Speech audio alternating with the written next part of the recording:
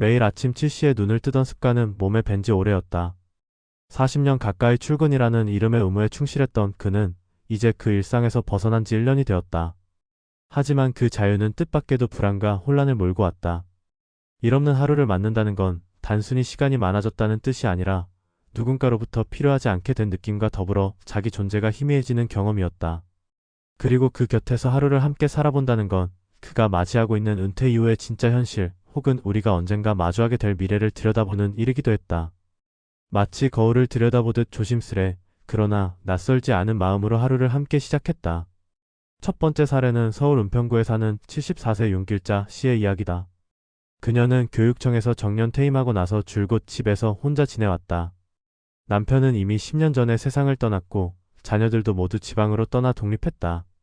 출근을 끊은 지 1년, 그녀는 매일 아침 일어나 가장 먼저 해야 할 일을 찾느라 시간을 허비한다고 말한다. 거실 소파에 앉아 리모컨을 들었다 놨다 하다 보면 점심시간이 훌쩍 지나 있고 그제야 대충 국에 밥을 말아 먹는다.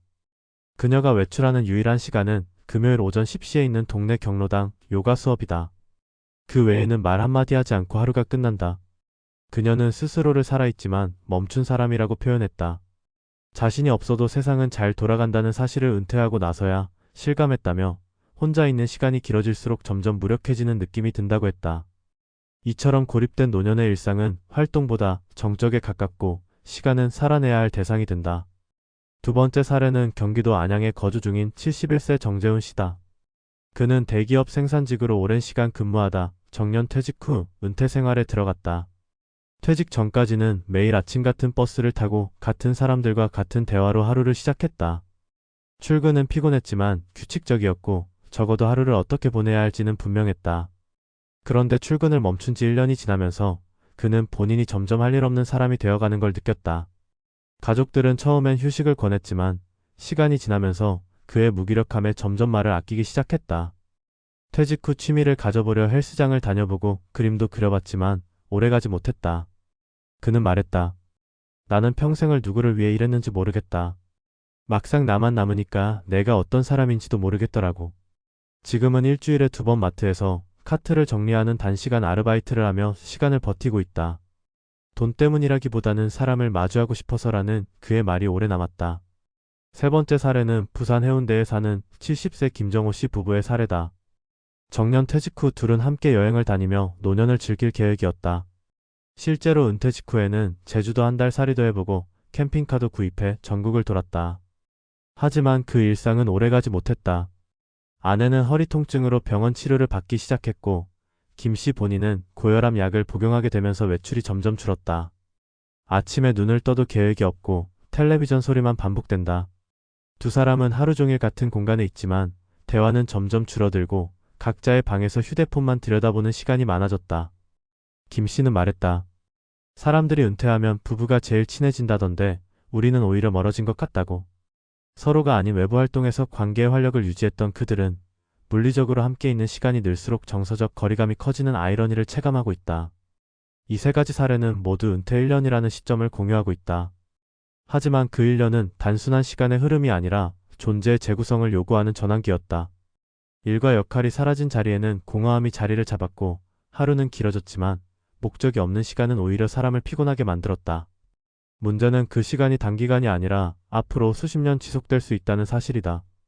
출근을 끊는다는 건 단지 일의 끝이 아니라 관계의 단절, 리듬의 붕괴, 정체성의 흔들림으로 이어진다. 그래서 우리는 누군가의 은퇴 이후 일상을 따라 살아보는 일에서 단순한 동정을 넘은 실질적인 질문을 마주하게 된다. 나도 저 상황을 견딜 수 있을까? 나는 저렇게 되지 않으리라 자신할 수 있을까? 은퇴는 그저 미래의 일이 아니라 지금부터 준비해야 할 내 삶의 방식이라는 점에서 이 하루 체험은 단지 체험이 아니라 예고편이다. 그리고 그 예고편은 우리가 앞으로 어떤 삶을 선택할지를 묻고 있다. 은퇴 후의 하루를 함께 살아본다는 경험은 그저 노인의 삶을 잠시 들여다보는 데서 그치지 않는다. 그것은 우리 모두가 언젠가 맞이하게 될 일상의 한 단면이며 일과 사회적 역할이 사라진 이후에도 삶은 계속된다는 당연한 진실을 다시금 깨닫게 한다. 특히 출근을 멈춘 지 1년이라는 시점은 많은 은퇴자들에게 일종의 전환점이 된다. 처음 몇 개월은 늦잠을 자고 여유롭게 커피를 마시며 자유를 만끽하는 시간일 수 있다. 하지만 이내 그 자유는 방향 없는 공허함으로 바뀌며 스스로의 존재감이 흐려지는 경험과 마주하게 된다. 출근이라는 행위가 단지 생계를 위한 수단이 아니라 사회적 연결과 자아, 정체성을 유지하는 중요한 축이었음을 깨닫게 되는 시기다. 문제는 바로 이 시점에서 적절한 전환 전략과 정서적 자원이 없다면 은퇴 이후의 삶은 단조롭고 폐쇄적인 방향으로 흐르기 쉽다는 점이다. 윤길자 씨, 정재훈 씨, 김정호 씨 부부의 사례가 이를 잘 보여준다.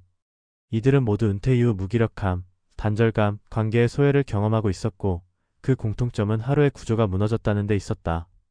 정해진 시간에 일어나 일터로 향하던 리듬이 사라지고 나면 사람은 하루의 목적을 스스로 만들어내야 한다. 그러나 그것은 생각보다 훨씬 더 어려운 일이다. 직장에서는 자연스럽게 주어지던 역할과 미션, 사람들과의 교류, 시간표가 개인의 선택으로 넘어온 순간 능동적으로 자신을 이끌어 나갈 수 있는 내적 동력과 자기 통제가 중요해진다. 은퇴 후에 무기력과 우울감을 호소하는 이들이 많다는 것은 단순히 심리적 허전함의 문제가 아니라 일상 구조와 정체성 유지의 실패와 밀접한 관련이 있다. 그렇다면 전문가의 시선에서 볼 때 이 같은 은퇴 1년 차의 공백기를 어떻게 해석하고 준비해야 할까? 첫째로 역할의 재설정이 핵심이다. 우리는 오랜 시간 자신을 직업으로 정의해왔다. 교사, 기사, 공무원, 사업가. 그러나 퇴직과 동시에 그 명칭은 사라지고 일터와의 연결고리도 끊긴다. 이때 가장 필요한 것은 새로운 역할을 만들어내는 것이다. 그것이 반드시 돈을 벌어야 하는 일일 필요는 없다. 자원봉사, 지역 커뮤니티 활동, 손자 손녀 돌보기, 동호회 운영 등 새로운 정체성과 책임감을 부여할 수 있는 활동을 찾아야 한다. 중요한 건 타인과 연결되고 누군가에게 다시 필요한 존재가 되는 일이다. 둘째로는 일상의 루틴 재정립이다.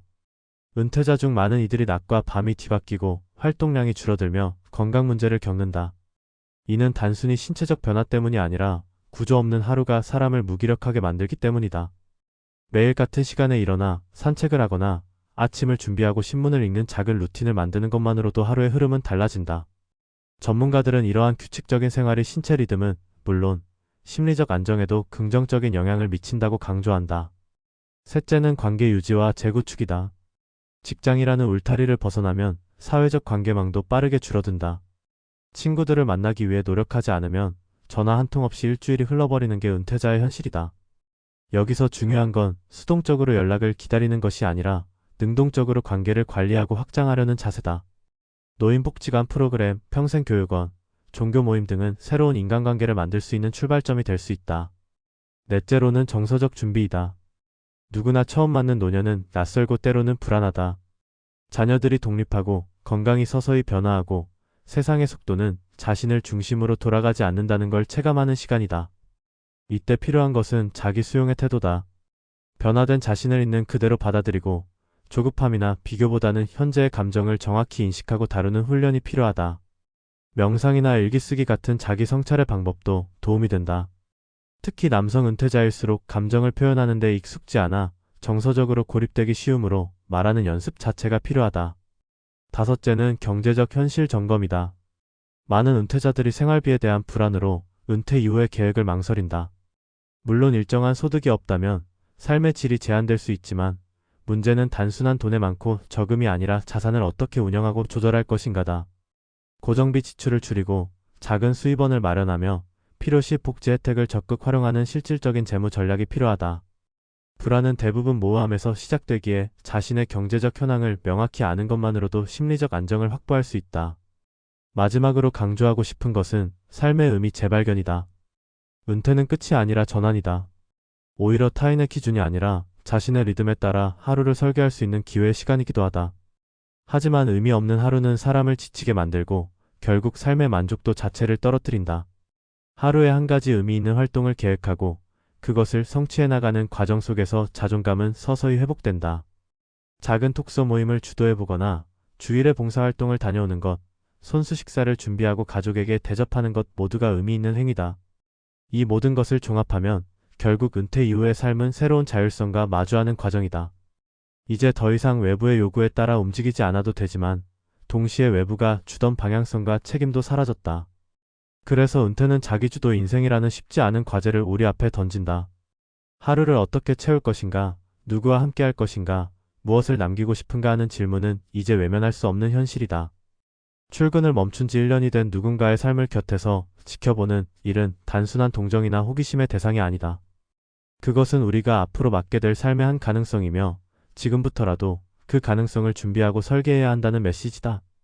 이 하루가 남의 이야기가 아닌 내 이야기가 될 날은 생각보다 멀지 않다. 그리고 그날이 왔을 때 우리는 어떤 얼굴로 아침을 맞게 될 것인가? 그 질문이 지금 우리의 삶을 다시 돌아보게 만든다.